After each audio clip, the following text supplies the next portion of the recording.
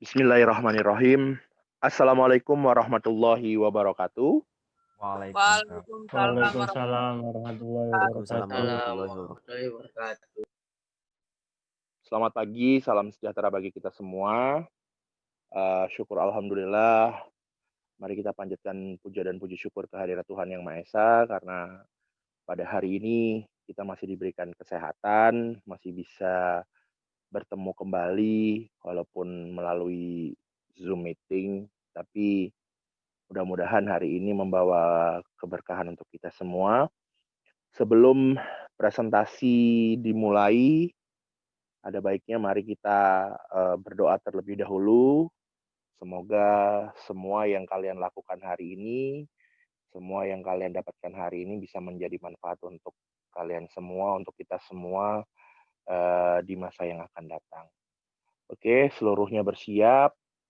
Pastikan hati dan jiwa kalian ada di hadapan kita semua, agar semua bisa mendapatkan keberkahan dari Tuhan Yang Maha Esa. Oke, seluruhnya bersiap, berdoa, mulai.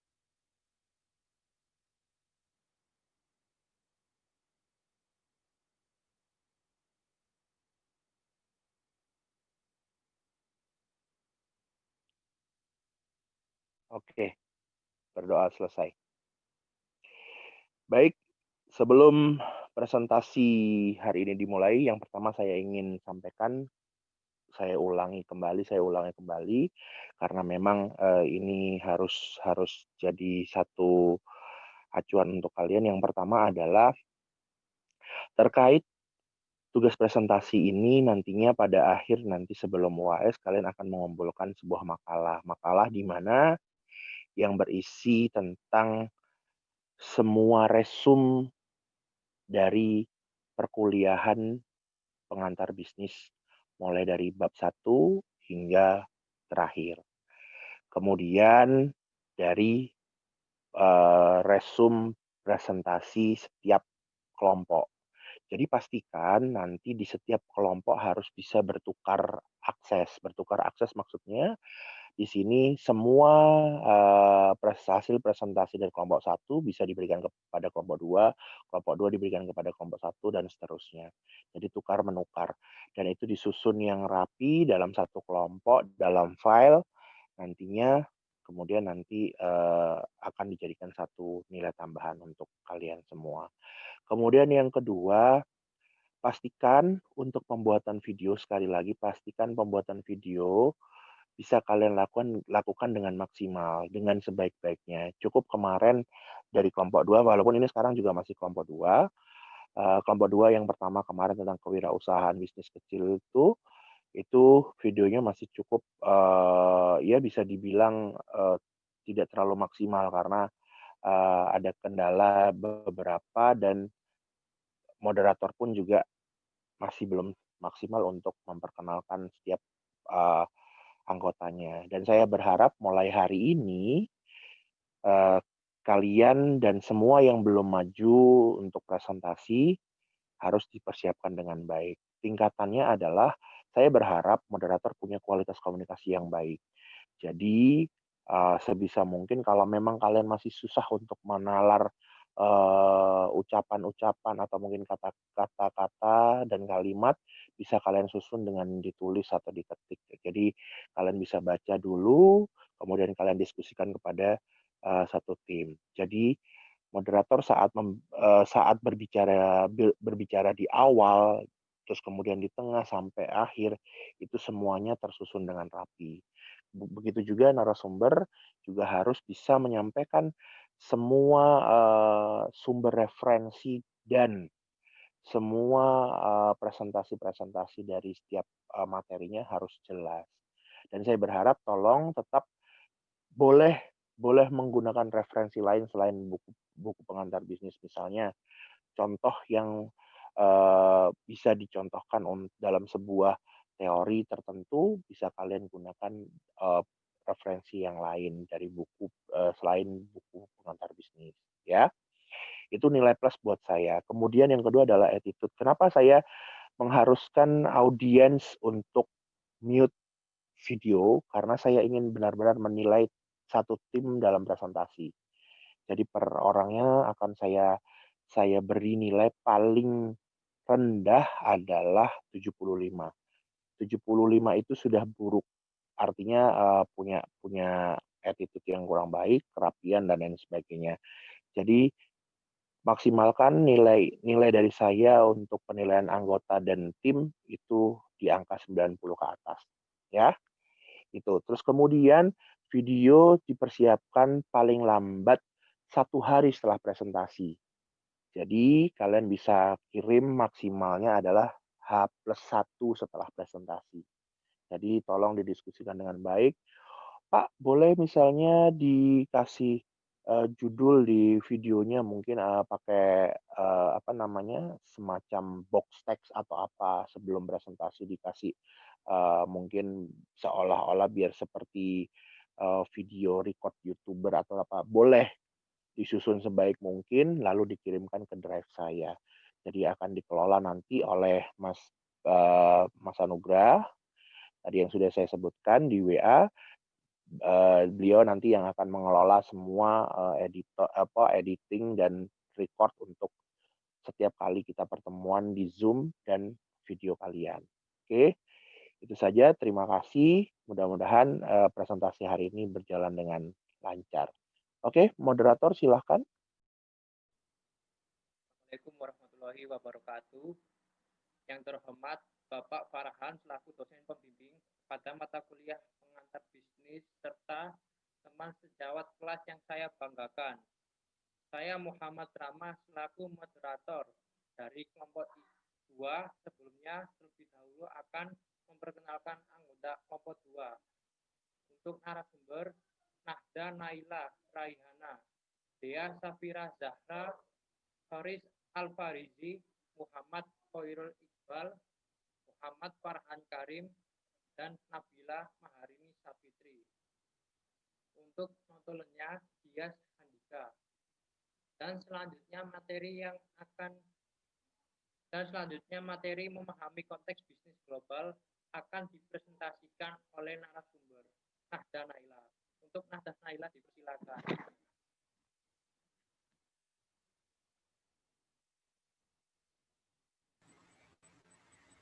Perekonomian global saat ini sejalan dengan makin banyaknya perusahaan berkecimpung dalam bisnis internasional. Perekonomian global dengan cepat menjadi sistem yang saling bergantung melalui suatu proses yang disebut globalisasi, di mana globalisasi bisa membuat terjadinya pertukaran pandangan dunia, produk, pemikiran, dan aspek-aspek kebudayaan lainnya. Adapun manfaat dari globalisasi di kalangan pemerintah dan kalangan bisnis lebih menyadari manfaat globalisasi, yaitu mencangkup potensi standar hidup yang lebih baik dan profitabilitas bisnis yang lebih tinggi. Teknologi baru telah memudahkan dan mempermurah perjalanan antar negara, komunikasi, dan perdagangan ketimbang sebelumnya. Terakhir, adanya tekanan persaingan. Terkadang suatu perusahaan harus berekspansi ke negara lain supaya tidak tertinggal dengan pesaingnya. Dan juga globalisasi mempunyai penentang, yaitu ada pun yang mengkritik bahwa globalisasi telah mendorong bisnis untuk mengeksploitasi tenaga kerja di negara-negara berkembang dan tidak mengindahkan undang-undang lingkungan dan pajak. Para kritikus juga berpendapat bahwa globalisasi telah menyebabkan hilangnya warisan budaya dan seringkali hanya menguntungkan si kaya daripada si miskin. Next. Pasar utama dunia. Di sini, di pasar utama dunia dibedakan berdasarkan kekayaan dan juga berdasarkan letak geografis, di mana untuk pembedaan berdasarkan kekayaan, metode klasifikasinya saat ini yaitu ada 4. Yang pertama, negara-negara berpendapatan tinggi, di mana negara itu mempunyai pendapatan per kapita tahunan lebih dari 11.115 dolar. Dan yang kedua, negara-negara berpendapatan menengah tinggi, di mana negara itu mempunyai pendapatan per kapita tahunan lebih dari 11.115 atau kurang dan lebih dari 3.595 dolar. Dan yang ketiga, negara-negara berpendapatan menengah rendah, di mana negara itu memiliki pendapatan per kapita tahunan sebesar 3.595 dolar atau kurang dan lebih dari 905 dolar. Dan yang terakhir, negara-negara berpendapatan rendah di bawah 905 dolar. Dan ada berdasarkan letak geografis. Perekonomian dunia berputar di 3 pasar utama, yaitu Amerika Utara, Eropa, dan Asia Pasifik. Secara umum, pengelompokan ini kebanyakan memasukkan negara-negara berpendapatan menengah tinggi dan tinggi, tetapi hanya sedikit negara-negara berpendapatan rendah dan menengah rendah. Next.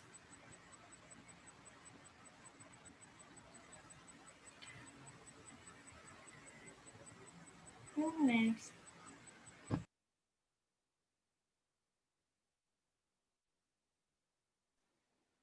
Kesepakatan dan aliansi dagang. Beragam kesepakatan legal telah memicu perdagangan internasional dan membentuk lingkungan bisnis global. Perjanjian adalah persetujuan legal yang menetapkan berbagai ketentuan di mana negara-negara akan saling bekerja sama. Di antara perjanjian multilateral yang penting antara lain NAFTA, UE, ASEAN, dan WTO yang semuanya didasarkan pada perjanjian yang menjadi landasan penting dalam mendorong kegiatan bisnis internasional. Next. Perekonomian internasional. Pertama, dan neraca perdagangan. Suatu negara merupakan nilai ekonomi dari seluruh produk yang diekspor dikurangi dengan total nilai ekonomi dari seluruh produk yang diimpor. 2. Neraca pembayaran merupakan arus uang yang masuk atau keluar dari suatu negara. 3. Nilai tukar. Nilai tukar adalah nilai yang diperdagangkan mata uang suatu negara dengan negara lain. Keseimbangan impor dan ekspor antara dua negara dipengaruhi oleh tingkat nilai tukar mata uang kedua negara itu. Next.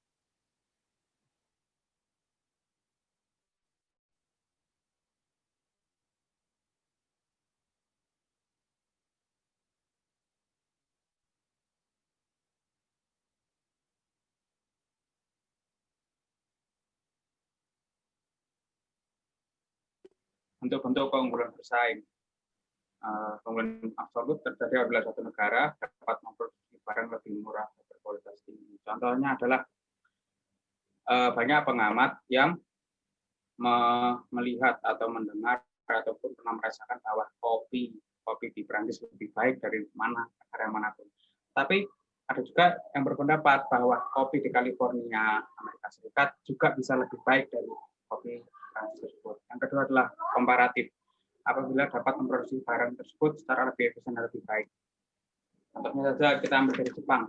Mereka memproduksi barang-barang yang memang dari kita tidak bisa lebih baik memproduksinya, mari kita tapi dia bisa memproduksi jadi lebih baik. Bahkan dia bisa memproduksi DVD milik dari negaranya sendiri. Yang ketiga adalah keunggulan bersaing nasional berawal dari 4 kondisi.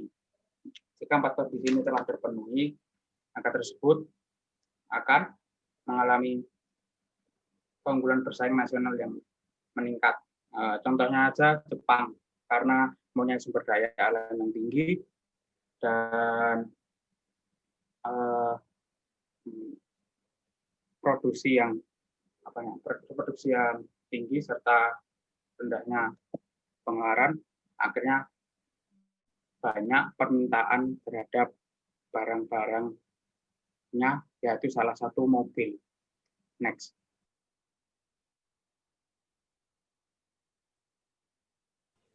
Manajemen bisnis internasional. Kesuksesan perusahaan bergantung pada seberapa baik pengelolaan perusahaan tersebut. Bisnis internasional sangat menantang karena tugas manajemen menjadi lebih sulit dilakukan apabila bisnis tersebut beroperasi di beberapa pasar yang tersebar di seluruh dunia. Beberapa contoh manajemen bisnis internasional. Yang pertama itu menuju pasar internasional. Ketika perekonomian dunia makin mengglobal, banyak perusahaan yang melaksanakan operasi bisnis berskala internasional. Perusahaan Amerika Serikat gencar berekspansi ke luar negeri, dan perusahaan asing seperti Nestle juga gencar berekspansi ke luar negeri. Kemudian ada faktor-faktor yang mempengaruhi pasar internasional. Yang pertama itu, apakah ada permintaan internasional atas produk? Yang kedua, apakah si perusahaan bisa memodifikasi agar produknya sesuai dengan keinginan pasar luar negeri. Yang ketiga, apakah iklim luar negeri mendukung produk yang mereka kirim. Dan yang keempat, apakah perusahaan memiliki keahlian dan pengetahuan yang diperlukan untuk menjalankan bisnis luar negeri. Jika tidak, ya mau tidak mau perusahaan tersebut hanya bisa menjual di pasar dalam negeri. Tapi kalau memenuhi keempat syarat tersebut, berarti perusahaan tersebut sudah bisa untuk ekspansi ke luar negeri. Kemudian yang kedua itu ada mengukur permintaan nasional. Dalam mempertimbangkan ekspansi, suatu perusahaan harus memperhitungkan apakah terdapat permintaan atas produknya di luar negeri. Produk-produk yang berhasil dipasarkan di suatu negara mungkin saja tidak berguna di negara lain. Sebagai contoh, sepeda biasanya digunakan sebagai rekreasi di Amerika Serikat, tapi di Tiongkok sepeda digunakan sebagai alat transportasi. Jadi produsen sepeda harus memiliki beragam strategi iklan di kedua negara. Yang ketiga itu beradaptasi dengan kebutuhan pelanggan. Jika terdapat permintaan internasional atas produknya, perusahaan harus memutuskan bagaimana menyesuaikan dengan permintaan khusus dari pelanggan luar negeri. Sebagai contoh, perusahaan elektronik harus menyadari setiap negara menggunakan daya listrik dan soket yang berbeda-beda. Kemudian ada outsourcing dan offshoring. Outsourcing itu adalah alih daya. Adalah praktik mempekerjakan pemasok dan distributor untuk melakukan beberapa proses bisnis tertentu atau menyediakan bahan baku atau jasa tertentu. Langkah ini amat populer karena membantu perusahaan lebih fokus pada kegiatan intinya dan menghindarkan diri terlalu tenggelam dalam kegiatan tersebut. Dan yang kedua, mengurangi biaya dengan merelokasikan beberapa fungsi bisnis ke tempat di mana biaya tersebut tidak tinggi. Kemudian offshoring adalah relokasi pekerjaan. Ialah praktik mengalihdayakan pekerjaan ke luar negeri. Banyak perusahaan saat ini menyerahkan kegiatan produksi ke pabrik-pabrik murah di Asia. Contohnya itu seperti pabrik sepatu Adidas. Jadi pabrik sepatu Adidas itu terdapat di Karawang. Jadi di Indonesia sebagai tempat produksinya karena UMR di Indonesia sendiri kecil. Begitu. Kemudian yang kelima ada tingkat keterlibatan internasional. Setelah memutuskan go internasional, perusahaan harus memutuskan tingkat keterlibatan internasionalnya. Ada beberapa tingkatan yang mungkin dipilih. Perusahaan dapat bertindak sebagai eksportir atau importir. Sebagai perusahaan internasional, seperti halnya perusahaan industri terbesar dunia beroperasi sebagai perusahaan multinasional. Kemudian ada eksportir dan importir. Eksportir membuat produk di suatu negara dan kemudian mendistribusikan dan menjual ke negara lain. Sedangkan importir membeli produk di pasar luar negeri dan kemudian mengimpornya kembali di negaranya.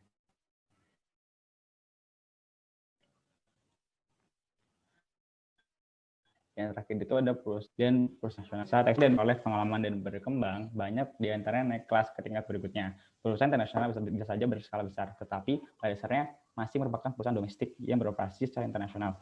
Hershey misalnya, mereka membeli bahan baku coklat termasuk luar negeri, namun produksinya di AS. Selain itu, Hershey menjual produknya di 50 negara. Pendapatan mereka tetapi masih besar di dalam pasar domestik. Kemudian ada perusahaan multinasional. Sebagian besar perusahaan multinasional yaitu perusahaan yang merancang, memproduksi, dan memasarkan di banyak negara, seperti Nestle dan Ford, tidak menganggap diri mereka sebagai perusahaan domestik.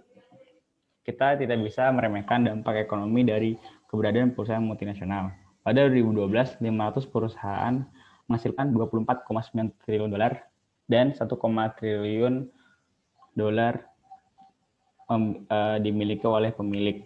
Mereka mempekerjakan ratusan ribu orang, membeli bahan baku dan peralatan di perusahaan lain, dan membayar pajak miliaran dolar. Next. Kemudian ada struktur organisasi internasional.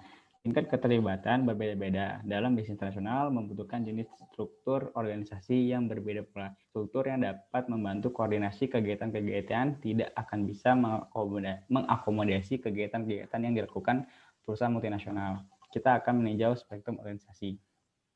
Next. Yang pertama itu ada agen independen. Ialah individu atau organisasi asing yang sepakat untuk mewakili kepentingan eksportir dalam berbagai pasar luar negeri. Agen independen bertindak sebagai perwakilan penjualan. Mereka menjual produk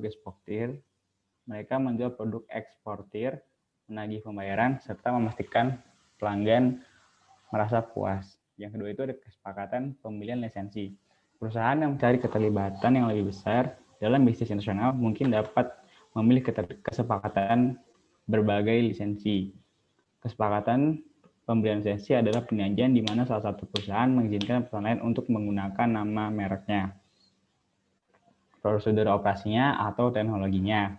Sebagai imbalannya, eksportir memperoleh uang jasa ditambah pembayaran berkelanjutan yang disebut dengan royalti, yang dihitung sebagai persentase dari penjualan pemegang lisensi. Sebagai contoh, McDonald's Pizza yang menjual waralabanya ke seluruh dunia. Kemudian yang ketiga ada kantor cabang. Alih-alih menjalin hubungan dengan agen independen atau mencari lisensi di luar negeri, suatu perusahaan bisa saja mengirimkan manajernya ke kantor cabang di luar negeri, di mana perusahaan memiliki kendali langsung ketimbang melalui agen atau pemegang lisensi. Kantor cabang juga membuat keberadaan perusahaan lebih terasa di luar negeri, dan pelanggan luar negeri merasa lebih nyaman. Kemudian ada aliansi strategis. Perusahaan mitra di negara tempat perusahaan tersebut menjalankan bisnis, setiap pihak setuju untuk menginvestasikan sumber daya dan modal dalam bisnis baru ini, atau bekerja sama saling menguntungkan. Aliansi strategis makin mengemuka karena bentuk kemitraan seperti ini makin berperan penting dalam strategi perusahaan terkemuka. Selain mempermudah presentasi ke pasar baru, aliansi memberikan kendali yang lebih besar bagi perusahaan atas berbagai kegiatan bisnisnya di luar negeri jika dibandingkan dengan agen dan lisensi. Yang terakhir itu ada investasi asing langsung, melibatkan pembelian atau pembangunan aset yang berwujud di luar negeri. Dell Computer misalnya telah membuat pabrik di Eropa dan Tiongkok.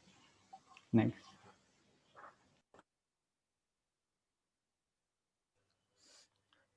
Memahami lingkungan budaya. Memahami lingkungan budaya merupakan salah satu faktor utama dalam keberhasilan atau kegagalan bisnis. Memahami lingkungan budaya adalah memiliki pemahaman mendalam akan lingkungan budaya negara lain, di mana hal tersebut berdampak pada kelangsungan bisnis. Budaya suatu negara mencakup seluruh nilai, simbol, keyakinan, dan bahasa yang mencerminkan perilaku masyarakat.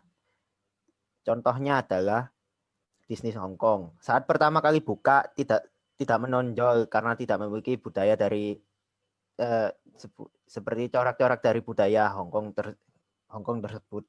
Alhasil sepi pengunjung. Setelah mendandani ulang taman hiburan tersebut dengan menambahkan nuansa-nuansa Tionghoa dan mengganti iklan, barulah pengunjung mulai berdatangan.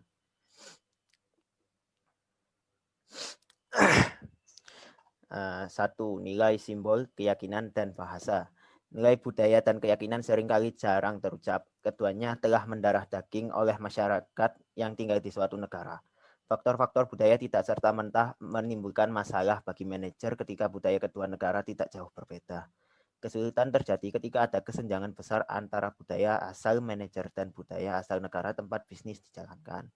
Kesenjangan budaya antar negara juga bisa berdampak langsung terhadap praktik bisnis. Sebagai contoh, Agama Islam mengajarkan bahwa umatnya jangan mencari mata pencaharian dengan mengeksploitasi kesialan orang lain. Karenanya memberlakukan bunga adalah tindakan amoral. Hal ini juga berarti di Arab Saudi hanya ada segelintir bisnis yang menyediakan layanan derek mobil untuk menarik mobil mogok ke bengkel untuk diperbaiki. Dan di Sudan, bank tidak bisa mengenakan bunga. Sebagian kesenjangan budaya antar negara lebih terlihat tidak kental, tetapi berdampak besar terhadap kegiatan bisnis. Di Amerika Serikat, sebagian besar manajer menjunjung tinggi ketepatan waktu. Sedangkan di Timur Tengah, manajer jarang membuat perjanjian terlebih dahulu dan tidak membuat perjanjian untuk waktu yang masih lama di masa depan. Bahasa juga dapat menjadi faktor penting. Selain hambatan perbedaan bahasa, perbedaan makna pun menjadi faktor yang harus dipertimbangkan. Yang kedua yaitu perilaku karyawan di berbagai budaya. Manajer yang terjun dalam bisnis internasional juga harus memahami bahwa terdapat perbedaan dalam hal-hal yang memotivasi orang-orang di berbagai budaya. Meskipun untuk memperkirakan bagaimana orang-orang dari berbagai budaya akan bereaksi di tempat kerja, beberapa pemahaman telah diambil dari studi mengenai perilaku dan sikap individu di berbagai budaya. Studi ini dilakukan oleh Gerd Hofstede yang mengidentifikasi 5 dimensi penting yang menggambarkan perbedaan individu di berbagai budaya. Dimensi yang pertama adalah orientasi sosial. Orientasi sosial adalah keyakinan individu terhadap arti penting relatif individu dibandingkan dengan kelompok yang keyakinan individu tersebut bernaung. Dua kutub individu tersebut antara lain individualisme dan kolektivisme. Dimensi yang kedua adalah orientasi kekuasaan, yaitu keyakinan bahwa orang-orang dalam suatu budaya memiliki pandangan akan kepantasan kekuasaan dan perbedaan wewenang dalam hierarki seperti organisasi bisnis. Sebagian budaya dicirikan oleh adanya penghargaan terhadap kekuasaan. Hal ini berarti bahwa orang-orang cenderung menerima kekuasaan dan wewenang dari atasan mereka hanya berdasarkan posisinya dalam hierarki dan menghargai haknya untuk memegang kekuasaan. Dan yang dimensi ketiga dari perbedaan individu adalah orientasi ketidakpastian. Adalah perasaan yang dimiliki oleh individu terkait ketidakpastian dan situasi ambigu. Orang-orang di budaya dengan penerimaan ketidakpastian didorong oleh adanya perubahan dan menyenangi peluang baru. Penelitian menunjukkan bahwa banyak orang di Amerika Serikat, Denmark, Swedia, Kanada, Singapura, Hong Kong, dan Australia berada dalam kategori tersebut. Sebaliknya, mereka yang memiliki penghindaran ketidakpastian cenderung tidak menyukai situasi ambigu dan akan menghindarinya sebisa mungkin. Penelitian menunjukkan bahwa mereka yang berada di Israel, Austria, Jepang, Italia, Kolombia, Prancis, Peru, dan Jerman cenderung menghindari ketidakpastian sebisa mungkin. Dimensi keempat dari nilai budaya adalah orientasi terhadap tujuan. Dalam konteks ini, orientasi tujuan adalah sikap di mana seseorang didorong untuk berusaha mencapai berbagai tujuan. Salah satu kutub ekstrim orientasi terhadap tujuan adalah perilaku meraih tujuan secara agresif. Mereka yang menunjukkan perilaku meraih tujuan secara agresif cenderung menjunjung tinggi kepemilikan materi, uang, dan ketegasan. Di sisi lain, mereka yang memiliki perilaku meraih tujuan secara pasif menjunjung tinggi hubungan sosial, kualitas hidup, dan rasa perhatian terhadap orang lain. Dimensi kelima adalah orientasi waktu. Orientasi waktu adalah sikap sejauh mana anggota suatu budaya memiliki pandangan jangka pendek versus jangka panjang terhadap pekerjaan, hidup, dan elemen-elemen lain dalam kehidupan bermasyarakat. Beberapa budaya seperti Jepang, Hong Kong, Taiwan, dan Korea Selatan memiliki orientasi jangka panjang. Implikasi dari orientasi demikian membuat orang-orang dari budaya tersebut lebih bersedia untuk bekerja lebih keras selama bertahun-tahun sebelum akhirnya bisa mencapai tujuan mereka. Budaya lain seperti di Pakistan, Afrika, dan Afrika Barat cenderung lebih bersedia. Mereka yang berasal dari budaya demikian cenderung menyukai pekerjaan yang memberikan imbalan secara langsung. Next.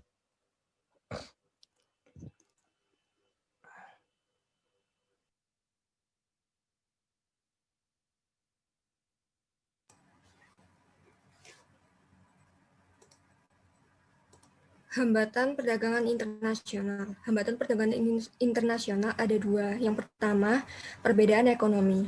Dalam berhadapan dengan perekonomian pasar campuran seperti Prancis dan Swedia, perusahaan harus mengetahui kapan dan hingga sejauh mana pemerintah terlibat dalam suatu industri. Pemerintah Prancis misalnya, sangat terlibat dalam seluruh aspek rancangan dan produksi pesawat. Dampak perbedaan ekonomi dapat lebih besar dalam perekonomian terpimpin, seperti Tiongkok dan Vietnam, di mana pemerintah memiliki dan menjalankan berbagai faktor produksi. Terus yang kedua ada perbedaan hukum dan politik. Pemerintah dapat mempengaruhi bisnis internasional dalam berbagai cara. Dalam bagian ini, kita dapat membahas beberapa persoalan hukum dan politik yang umum dijumpai dalam bisnis internasional. Di antaranya, yang pertama, ada kuota, tarif, dan subsidi. Kuota adalah pembatasan jumlah produk jenis tertentu yang dapat diimpor ke dalam suatu negara. Bentuk ekstrim dari kuota adalah embargo. Embargo adalah instruksi pemerintah yang melarang ekspor dan impor produk tertentu atau seluruh produk dari suatu negara. Tarif adalah pajak yang dikenakan atas produk impor. Ada dua bentuk tarif, yaitu pendapatan adalah dikenakan untuk menaikkan dana belanja pemerintah, tetapi sebagian besar tarif tersebut. Dan proteksionis adalah ditujukan untuk menghambat produk impor tertentu. Subsidi adalah pembayaran pemerintah untuk membantu bisnis domestik bersaing dengan perusahaan asing. Subsidi merupakan tarif tak langsung yang menurunkan harga produk domestik ketimbang harga produk impor. Terus yang kedua ada debat melindungi bisnis dosanya berbeda isu kontroversial. Pendukung proteksionisme berpendapat bahwa tarif dan kuota melindungi perusahaan dan lapangan kerja domestik sekaligus juga melindungi industri baru hingga akhirnya dapat bersaing di dunia internasional. Para kritikus menyebutkan proteksionisme sebagai sumber perselisihan antar negara. Mereka juga berargumen bahwa proteksionisme menaikkan harga dengan mengurangi persaingan. Meskipun lapangan kerja hilang akibat persaingan bebas, lapangan kerja di industri lain akan tercipta jika seluruh negara meninggalkan teknik proteksionisme. Terus yang ketiga ada kandungan lokal. Peraturan kandungan lokal. Peraturan kandungan lokal ini adalah persyaratan bahwa produk yang dijual di suatu negara setidaknya sebagian dibuat di negara tersebut. Konkretnya, perusahaan yang ingin berbisnis di suatu negara harus berinvestasi langsung di sana atau menggandeng mitra lokal. Dengan cara ini, sebagian laba dari bisnis yang dijalankan di negara lain tersebut tidak seluruhnya melayang ke luar negara. Yang terakhir adalah teknik bisnis. Banyak bisnis yang memasuki pasar baru menghadapi persoalan dalam memenuhi peraturan dan hambatan birokrasi lain yang ketat. Praktik-praktik ini dipengaruhi oleh peraturan praktik bisnis yang diatur oleh negara tuan rumah. Terkadang praktik legal di suatu negara menjadi hal yang ilegal di negara lain. Di beberapa negara Amerika Serikat misalnya, terkadang sah-sah saja menyuap pejabat bisnis dan pemerintah. Keberadaan kartel, yaitu asosiasi produsen yang mengendalikan produksi dan harga, menciptakan kekuatan besar bagi beberapa negara, seperti anggota Organization of Petroleum Exporting Countries atau singkat OPEC. Maka dari itu, Undang-Undang Amerika Serikat melarang suap dan kartel. Yang terakhir, banyak negara melarang praktik dumping, yaitu menjual produk di luar negeri lebih murah ketimbang di dalam negeri. Undang-Undang Anti-Dumping Amerika Serikat menetapkan dua syarat untuk menentukan apakah praktik dumping sedang dilakukan, yaitu yang pertama, produk dihargai kurang dari harga wajar. Yang kedua, hasilnya mengganggu produksi industri domestik. Terima kasih.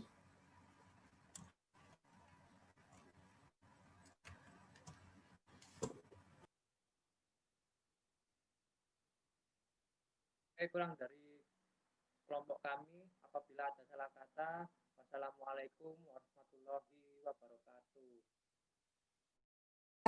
Yaitu pertanyaannya negara yang melakukan embargo. Jadi berikut saya akan menjelaskan negara-negara yang melakukan embargo sehingga mendapatkan sanksi dari Amerika Serikat. Yang pertama ada Rusia, terus yang kedua ada Korea Utara, yang ketiga ada Iran, yang keempat ada Turki, kelima Myanmar, dan yang terakhir Kamboja. Sekian.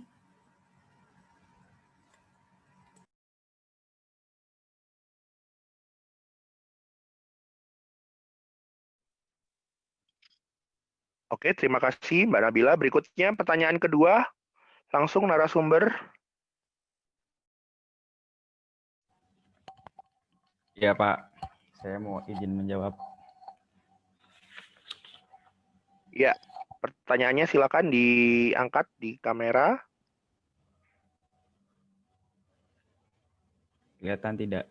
Oke, jelas. Oke, tahan.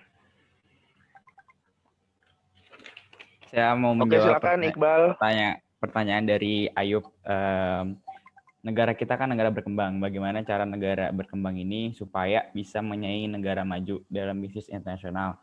Jawabannya itu kembali lagi ke faktor-faktor yang di atas tadi yang saya sebutin. Ada 4 faktor tuh. Faktor yang pertama itu ada nggak permintaan barang tersebut di pasar internasional. Yang kedua tuh apakah perusahaan kita ini bisa memodifikasi produk. Negara kita memiliki keahlian yang diperlukan untuk menjalankan bisnis di luar negeri. Jadi menurut saya itu sebenarnya negara kita itu memiliki potensi untuk bersaing sama negara-negara maju di bisnis internasional. Karena sebagaimana kita tahu, negara kita kan memiliki kekayaan alam yang sangat melimpah, sumber daya yang sangat melimpah.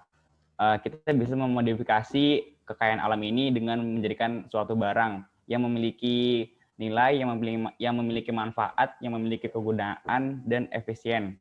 Tentunya kalau faktor-faktor tersebut sudah memenuhi, pasti daya tarik dari pasar internasional pun meningkat. Jadi kelemahan dari negara kita itu, negara kita ini belum memiliki keahlian untuk memodifikasi, memberi ide-ide ataupun keahlian untuk menjalankan bisnis di luar negeri. Jadi sebenarnya bisa saja negara kita itu bersaing, cuman kelemahannya adalah dari keahlian sumber daya manusia dari negara kita ini belum bisa menyaingi sumber daya manusia dari negara-negara maju di luar sana. Sebenarnya negara kita itu sudah ada beberapa perusahaan yang berekspansi ke luar negeri, seperti contohnya itu sepeda Polygon. Polygon itu udah tersebar di 62 negara di seluruh benua.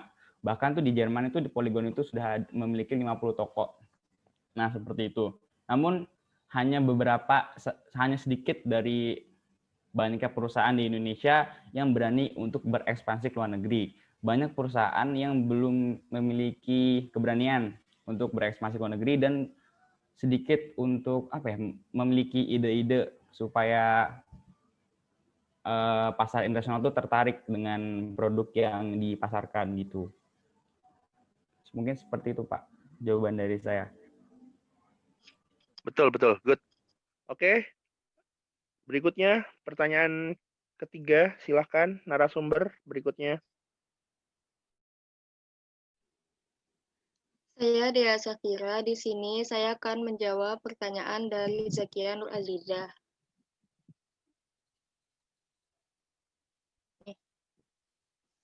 Jadi, bagaimana cara strategi menghadapi berbagai persaingan bisnis global saat ini?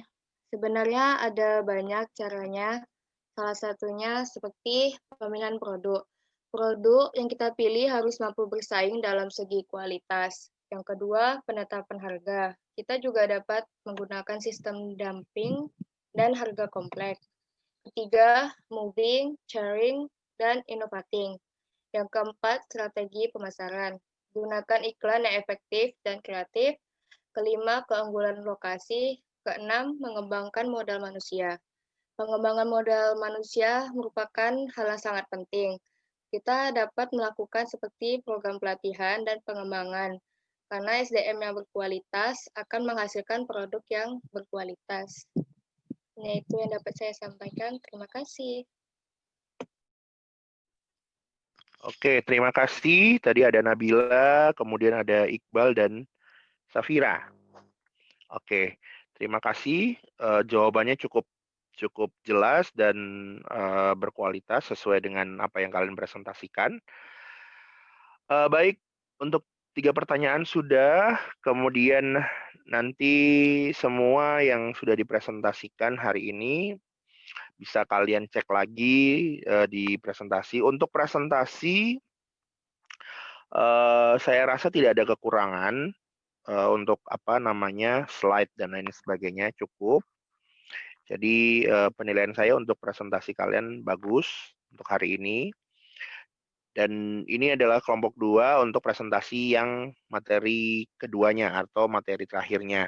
Berarti minggu depan sudah masuk ke kelompok ketiga untuk materi berikutnya. Oke, soal penjelasan tentang penjelasan materi 1 dan seterusnya nanti saya akan share seperti biasa di di e-learning, karena sekarang e-learning sudah bisa akses. Jadi mulai hari ini saya berharap kalian bisa, atau mungkin detik ini juga kalian bisa buka e-learning atau e-ilmu untuk recheck di kelas pengantar bisnis J, ya. Di situ ada beberapa pengantar bisnis J, tapi urutannya di paling bawah. Pengantar J, kelas pengantar bisnis J, Farhan, begitu ya. Jadi bisa dicek nanti di situ ada kontrak kuliah, nantinya juga akan ada video-video kalian ini saya akan masukkan untuk connect langsung ke YouTube.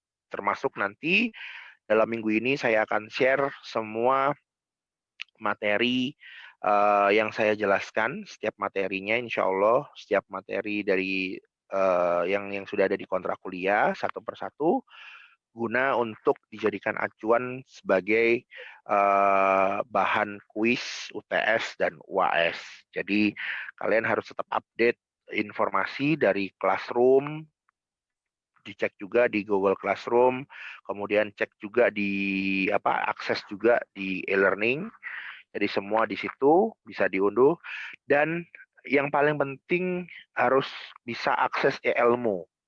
Setiap waktu kalian bisa akses di ilmu, karena penilaian saya, salah satunya untuk penambahan penilaian saya, selain 70% dari penilaian di kelas, 30%-nya saya bagi antara kuis, kemudian UTS, UAS, dan sedikitnya adalah nilai tambahan. Nilai tambahan di sini adalah nilai kepatuhan dari mulai semua yang ada di kalian, terus kemudian akses kalian selama ini secara daring. Artinya di e-ilmu, kemudian YouTube dan lain sebagainya. Kemarin juga saya sudah kasih info untuk segera subscribe channel YouTube saya. Tujuannya juga untuk itu, dan nama-nama yang kemarin sudah subscribe sudah ada di saya, jadi akan dapat poin dari saya. Itu. Kemudian nanti untuk kuis saya akan explore kemungkinan besar akan saya explore langsung di WA. Jadi pengerjaannya kalian secara individu pastinya. Kemudian durasinya nanti paling kurang lebih 30 menit untuk kuis. Jadi nanti pertemuan ke-6 setelah presentasi nanti kita akan adakan kuis. Jadi pastikan kalian sudah belajar dari bab 1 sampai bab terakhir, bab 6. Seperti itu. Jadi kondisikan untuk semua sudah dipelajari, termasuk semua yang video dan materi yang sudah saya jelaskan melalui video, semua harus dipahami. Kalau belum kalau belum jelas, Anda bisa langsung chat saya, bukan japri tapi bisa di grup. Ya, japri hanya khusus kalau ada komando dari saya untuk di japri khusus. Selebihnya bisa bisa chat di grup. Begitu.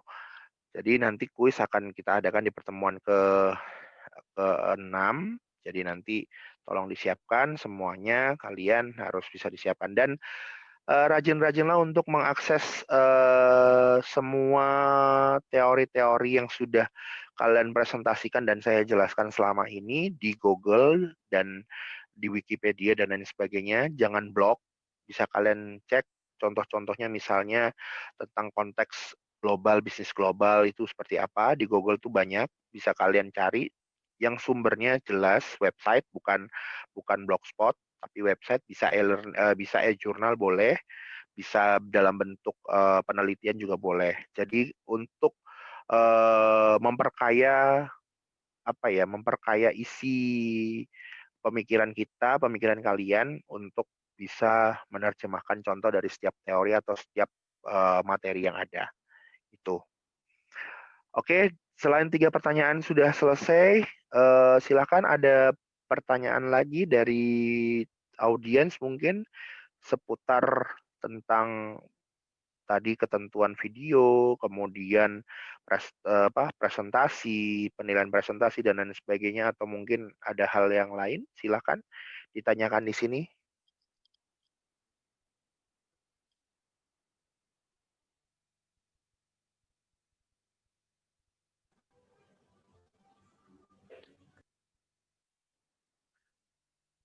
Silakan.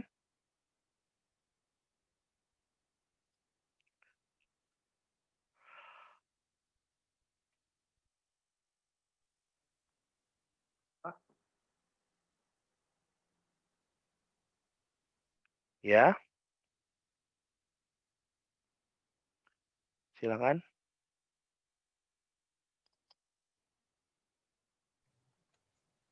Pak, permisi mau tanya. Ya. Pak, ini kan saya buka di e-learning kan, Pak, untuk pengantar bisnisnya. Tapi di sini keterangannya Anda tidak dapat mendaftarkan diri dalam mata kuliah ini. Aksesnya berarti aksesnya kamu sebagai mahasiswa. Kamu sudah daftar. Sudah daftar. Sudah, kamu Pak. masuk ke mata kuliah mana? Sudah masuk ke mata kuliah mana? Pengantar bisnis Farhan kelas J. Itu ada berapa di situ pengantar bisnis? Bisa kamu buka semua? Ada 3, Pak. Yang pengantar bisnis. Ya. Ada pengantar bisnis 11. Ada nggak? 11 nggak ada, Pak. Di sini adanya apa, Pak, pengantar?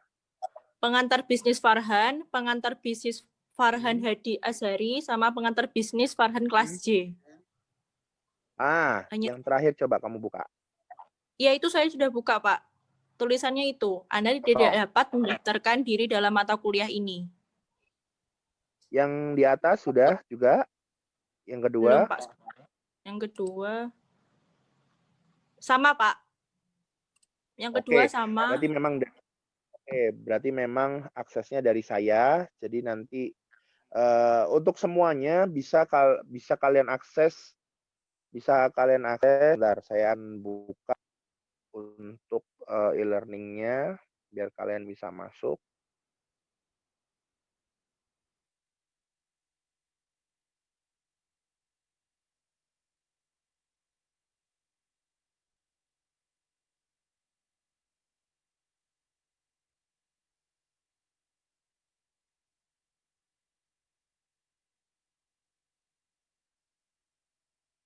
Jadi nanti pada saat kalian mengakses learning dan sudah saya buka, nanti Anda bisa terhubung langsung aksesnya dan sebagai mahasiswa saya.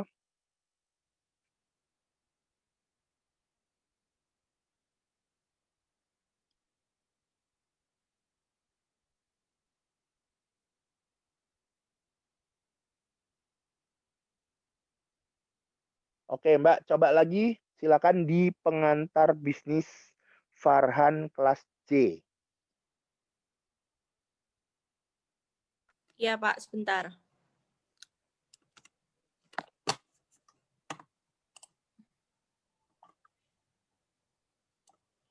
Masih belum bisa, Pak. Masih Anda tidak dapat mendaftarkan diri dalam mata kuliah ini. Iya. Oke, sebentar.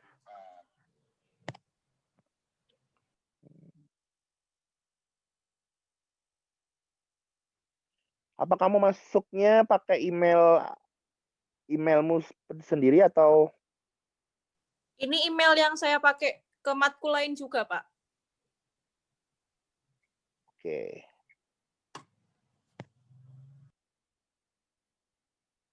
Sebentar, sebentar, sebentar.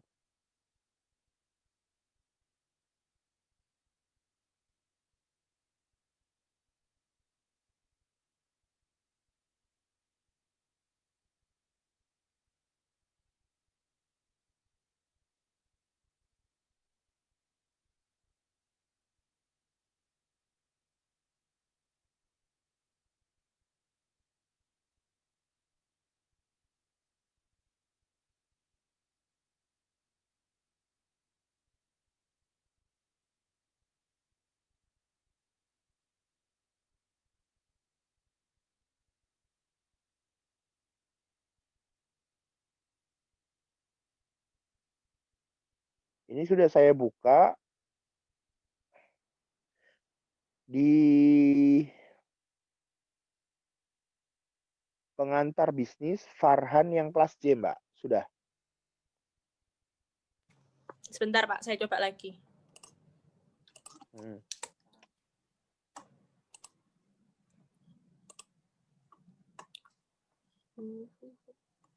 Pengantar.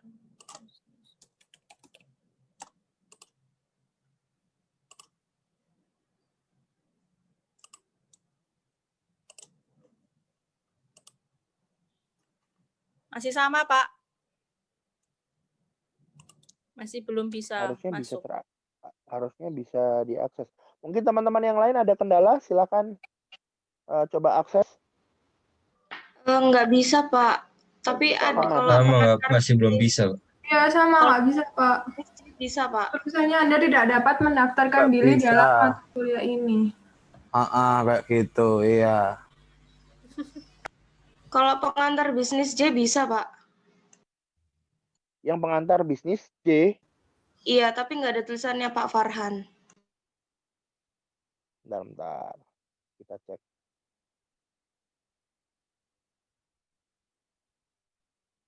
Oh, tanpa kelas ya berarti? Maksudnya pengantar bisnis Farhan kelas J atau pengantar bisnis J aja? Pengantar bisnis J.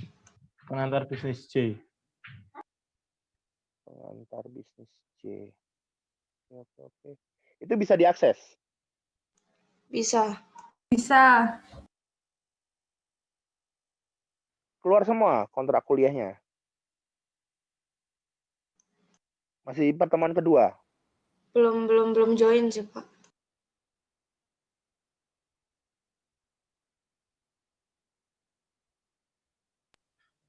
Iya, Pak, benar. Sampai pertemuan kedua. Sampai pertemuan kedua. Berarti bisa ya? Pertemuan 2 lingkungan bisnis Amerika Serikat itu, Pak. Pertemuan pertamanya menjelaskan kontrak kuliah. Ya, apa bukan? Ya, betul. Oh, betul. Ya, oke. Nama-nama kalian keluar di sini, masuk semua. Berarti kalau gitu saya akan pindah masuk di sini. Berarti yang harusnya sih yang sudah ada memang yang di kelas J. Berarti aksesnya mungkin dari saya ya. Oke. Berarti kalau gitu tetap masuk di kelas ini aja ya. Nanti pengantar bisnis J. Siap. Berarti bisa diakses yang ini.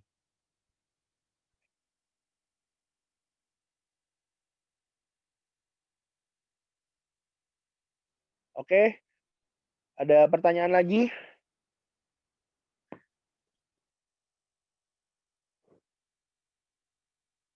Sudah, kalau sudah tidak ada, saya kembalikan ke moderator. Silakan, Mas Rama, masih hadir?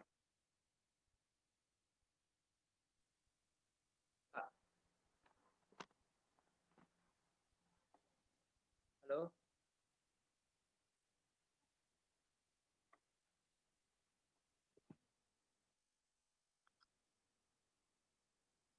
Ya, silakan Mas Rama.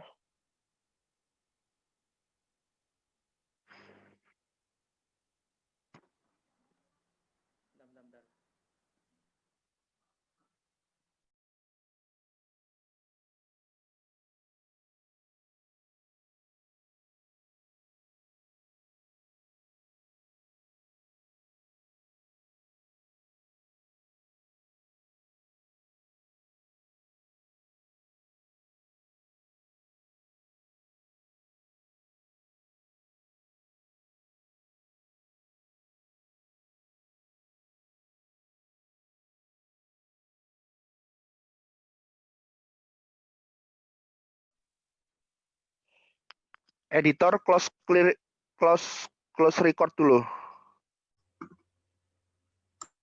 Kurang